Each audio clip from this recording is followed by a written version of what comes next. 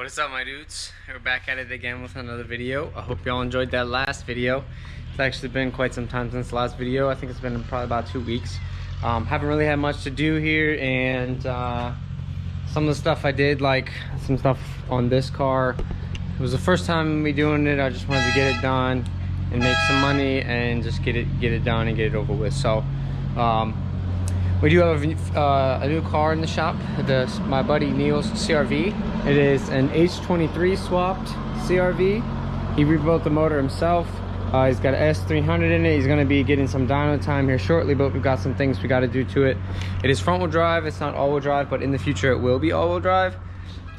We have to fix a couple oil leaks, fix some exhaust issues, and do an oil pump. Not that his oil pump is bad, he would just rather have a different one, so we're going to put that in.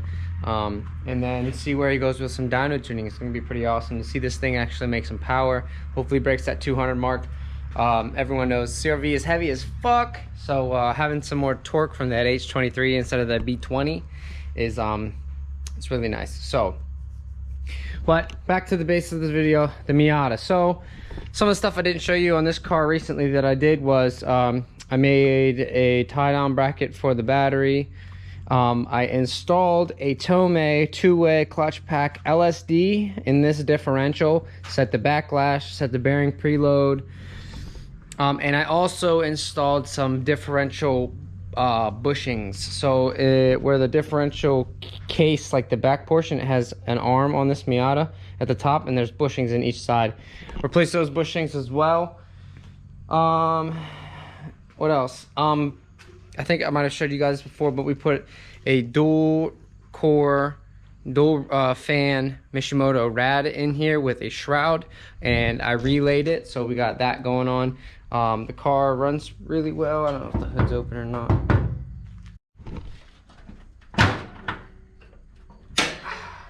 So they installed this radiator with two radiator fans and a shroud, and I relayed it, and we got a new filter on here, so the car's running really well. It sounds really good. I'm gonna get you guys some point of view driving. We have to break in the differential still. I did the differential calls for like 30 minutes worth of figure eights, and I did quite a bit of it, and then Ian went and did some driving with it. And if you ever install a differential in one of these cars, especially this Tomei clutch pack style, slow speeds in the first 100, 200, 300 miles, it's brutal. It pops. It sounds like it's braking, but it's not braking. I assume it's just the way that it is. So we did the break-in procedure. I changed the fluid. Now we got to do about 1,500 miles. Hopefully it quiets down almost all the way, and then we got to change the fluid again, and it should be good. It does slide pretty well. I haven't slid it in the rain yet, but I did do some dry sliding. And first gear, obviously it's going to slide. Second gear, you really got to throw it because of the stock power, but it does slide. And it's nice. He's going to have a lot of fun with it when he starts sliding it in events and practice events and just getting used to it. He did install this quick release, and he did install this seat. Oh, I also installed, you guys can see right there, those are cobalt frame rail protectors or reinforcements. I installed those as well, so the car's pretty sturdy. But we're gonna take it out for some driving. I don't know if I'm gonna put you on my head or put you guys on this bar that I installed in the car, this brace, and somehow get like pointed out straight out the car like that, so you guys can see the road. I'm not sure yet, but we're gonna go out and get some driving, listen to the car, just feel it out, feel how it handles, and go from there. So let's get to it.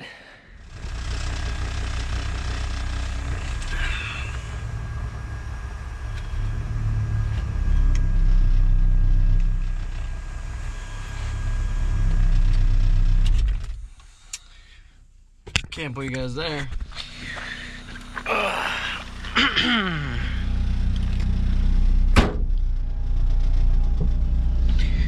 Buckle up for safety, children.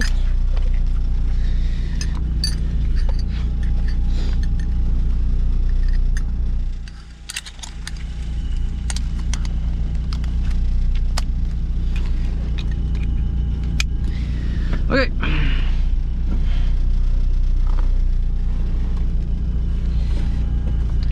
Let's go do some driving. No way. Alright, that was weird. His drift button got stuck and I had to remove it to get the e-brake down, so alright. Let's go. Hopefully the sound's not too much for you guys. This car rattles a lot and the sound is pretty annoying too, but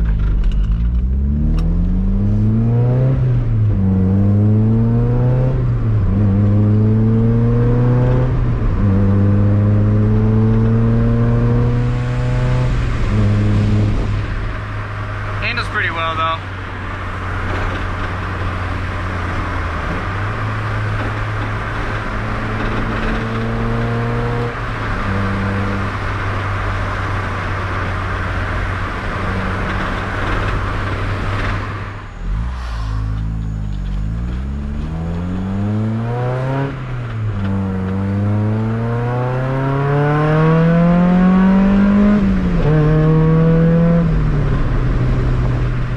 Good from the inside. I mean, it sounds great from the outside too, but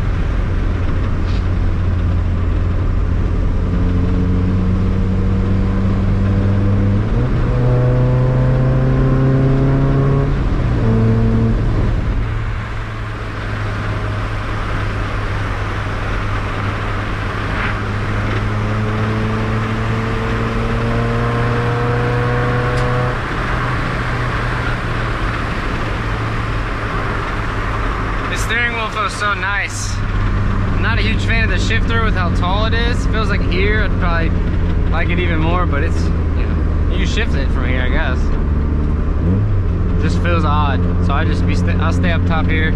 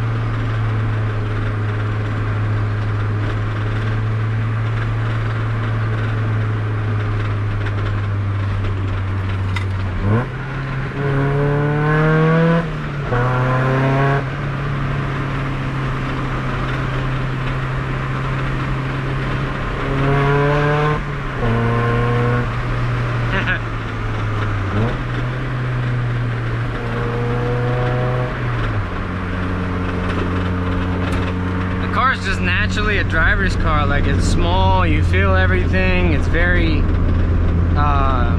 gives you that very raw feel, gives you a lot of feedback, you know. So it's like I mean, I've heard people call these the rear-wheel drive CRX just because of how small and tight everything is.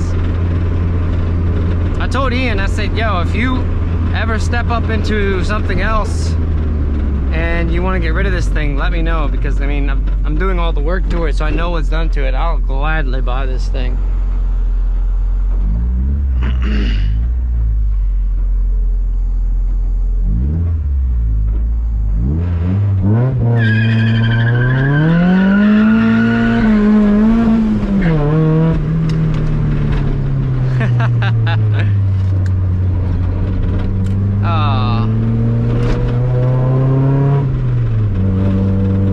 Be a lot of fun, man. A lot.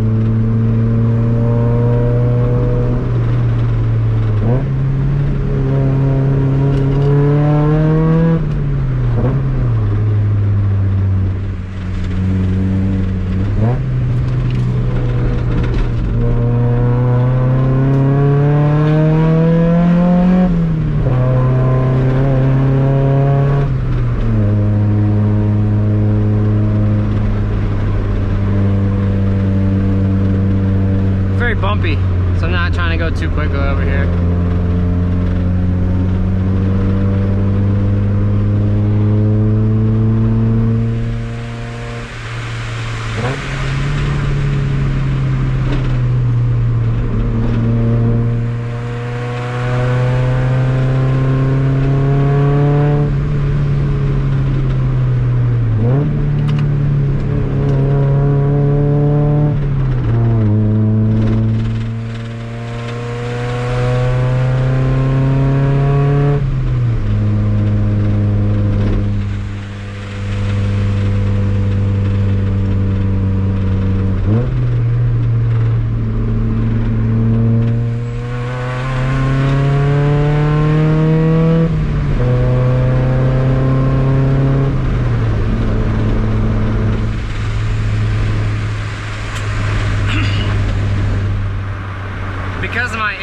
so slow. This thing feels fast. I mean, I'm not gonna say it's fast, but it feels fast because my car is so goddamn slow. So it feels really nice being able to, even though I'm going slow, come out of these corners hot.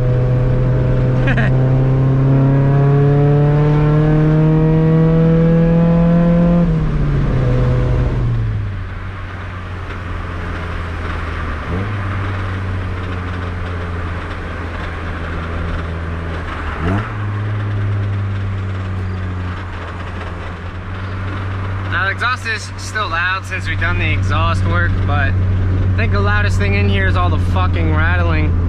The hardtop, the way it bolts in the rear, I guess it just doesn't stay tight, but it's rattling a lot. And that's probably the most annoying thing.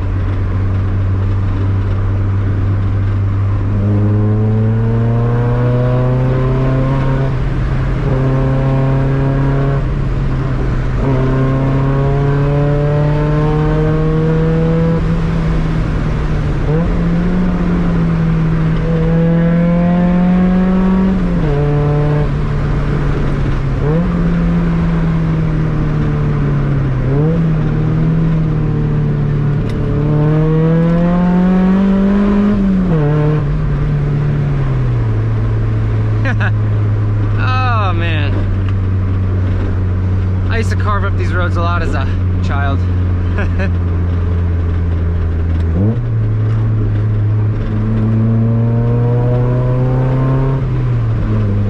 A better set of coilovers on here would probably make a world of a difference. I don't know, I think these are Racelands, honestly. It doesn't feel horrible, and probably won't be too bad when you're sliding, but I think it's just a little bit too bouncy. But I mean, trade-offs, I guess.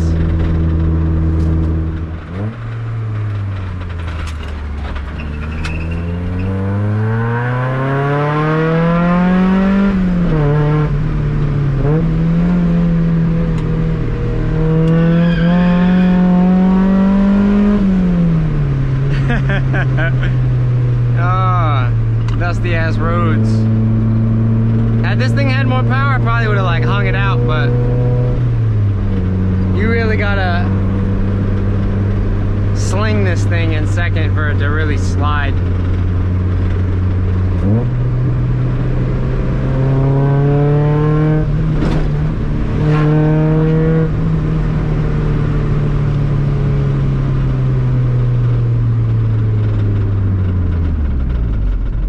Caution, hidden driveway. Let's go this way.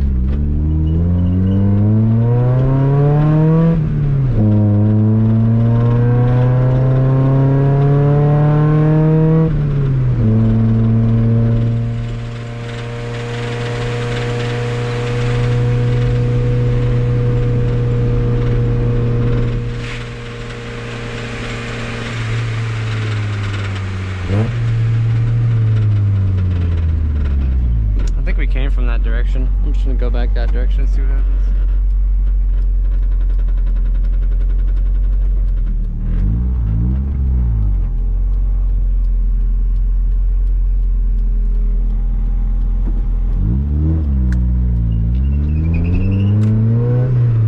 Almost sounds like a welded, but it's not. Under load, it just wants to lock, which is what we want, but it's not making the noise that it first made whenever I was breaking it in. It was bad. It was pop, pop, pop, like it sounded like something was breaking. But now it sounds a lot smoother. It doesn't sound like it's popping or anything, which is good. That's a sign that it's breaking in properly and seating properly. Not a huge fan of the clutch style differentials. The CRX and my buddy Carlos's hatch have worm gear style, which they lock under load. I don't exactly know how those ones work 100%, but I know that they don't have clutch packs in them. So I don't know where I'm going in circles, I think. But yeah, I'd rather have a clutch pack or a worm gear style in here, but we got what we got and it's working. Yeah, we just went in a circle.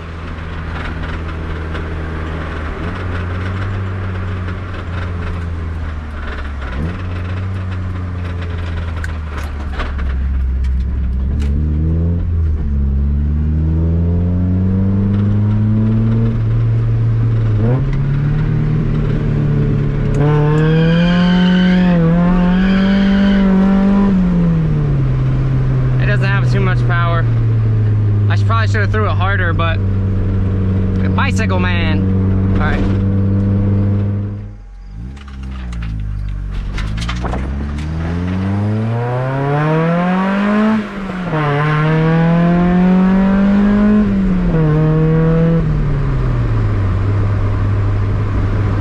Sounds clean. You know what I'm saying?